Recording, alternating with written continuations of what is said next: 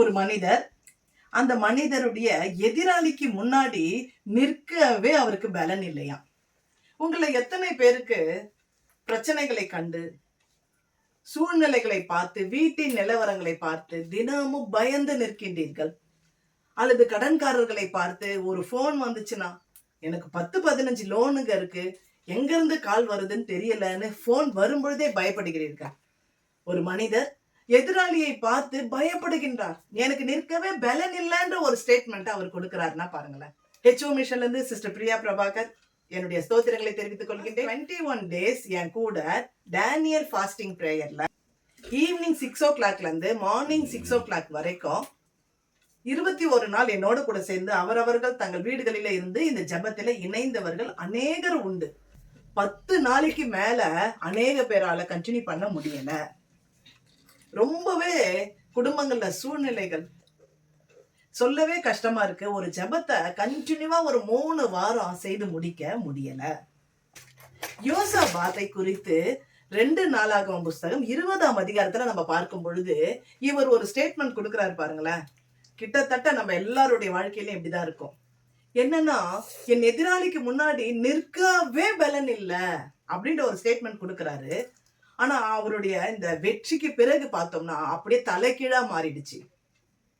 ஆமாங்க, 3 ராஜாக்கள் ஒன்னா சேர்ந்து பாளையம் இறங்கி இந்த யோசபாத்துக்கு விரோதமாக யுத்தம் செய்ய வராங்க. இவர் என்ன பண்றதுன்னு தெரியாம பயந்து போய் தேவ சமூகத்தை எல்லாரும் தேடுவோன்னு சொல்லி ஆலயத்துல வந்து விழுந்துட்டாரு.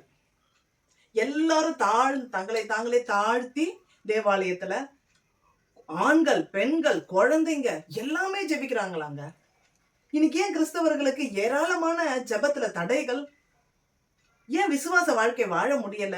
எப்பவும் எதை எடுத்தாலும் அதுல ஃபெயிலியர், பிரச்சனை, போராட்டம், சண்டைங்க, வியாதி, நோய், நிறைய பிரச்சனைகளை சொல்லிக்கொண்டே போகலாம். ஏன் வருது? குடும்பமா ஜெபிக்கிற அந்த சூழ்நிலையே கிடையாது, ஜபமே கிடையாது. யாராவது ஒருத்தர் குடும்பத்துல ஜபத்துக்கு போராடுவார்கள்.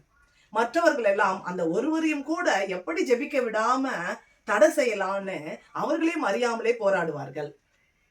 இதுதான் இன்றைக்கு கிறிஸ்தவர்களுடைய நிலவரம். ஊழிய பாதையில இந்த கொடுமைகளை நான் நிறைய பார்க்கின்றோம்.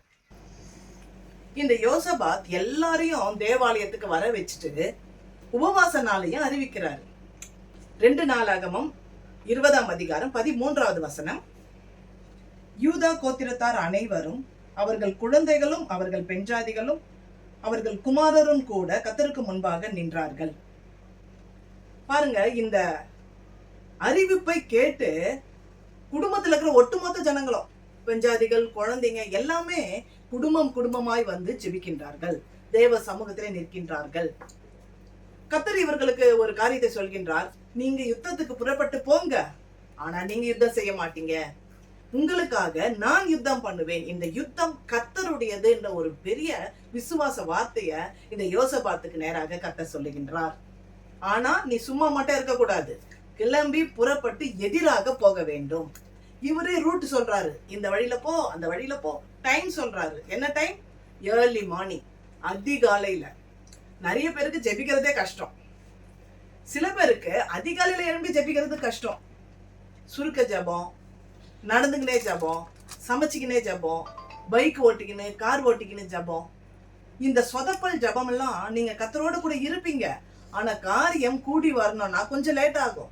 நீ போராடி நின்றாத்தான அவரும் உங்களுக்காக போராடி ஜெயத்தை கொடுப்பார். இந்த யோசபாத்துக்கு ஆலோசனை கர்த்தர் கொடுக்கின்றார். கிறிஸ்துவுக்கு பிரியமானவர்களே, உங்களுடைய வாழ்க்கையில, குடும்பத்துல என்ன பிரச்சனை, ஸ்ட்ரகிள் இருக்கோ அதற்கு எதிராய் சாத்தான் உங்களுக்கு கொண்டு வருகின்ற பிரச்சனைகளை, போராட்டங்களை உங்களால எதிர்த்து நிற்க முடியாது.